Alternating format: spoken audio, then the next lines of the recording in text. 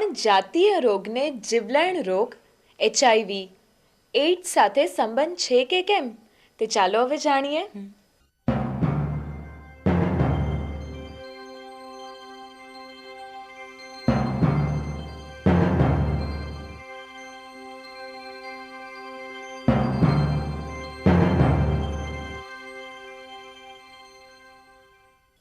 અને HIV એમ તો જે વાયરસ દ્વારા એઇડ્સનો રોગ થાય છે એને કહેવામાં આવે છે. એ અંગ્રેજીના ટૂંકાક્ષર છે જેને આપણે કહીએ છીએ હ્યુમન ઇમ્યુનોડેફિશિયન્સી વાયરસ. એક એ વ્યક્તિ છે જેને જ્યારે લોહીની તપાસ કરવામાં આવે અને લોહીની તપાસ દરમિયાન જો એ HIV પોઝિટિવ આવે તો એવી વ્યક્તિને આપણે HIV ચેપ ધરાવતી વ્યક્તિ તરીકે લઈએ છીએ. અને સામાન્ય રીતે આ વ્યક્તિ સંપૂર્ણપણે તંદુરસ્ત હોય છે, એને કોઈ પ્રકારનો રોગ હોતો નથી.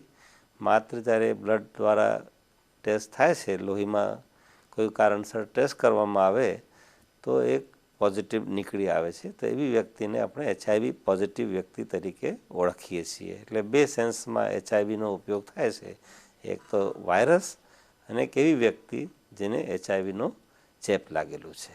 જ્યારે HIVનો જે વાયરસ છે એ વાયરસ શરીરની રોગપ્રતિકારક શક્તિને ક્રમશઃ નાશ કરતું જાય છે અને એક સમય પછી એવી પરિસ્થિતિ ઊભી થાય છે જ્યારે શરીરની રોગપ્રતિકારક શક્તિ નાશ થઈ જાય છે.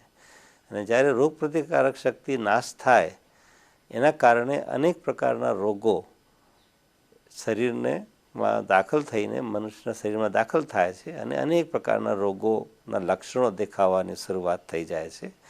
જ્યારે આવા લક્ષણો દેખાવા માંડે ત્યારે આપણે કહીએ છીએ કે એ વ્યક્તિને એડ્સ થયું છે.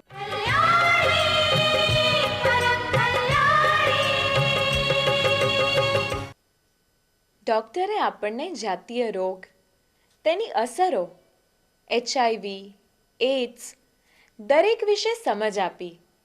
ગામની સ્ત્રી હોય કે શહેરની સ્ત્રી હોય, જાતીય રોગ વિશે વાત કરવામાં દરેક સ્ત્રીને શરમ ને સંકોચ નડે છે.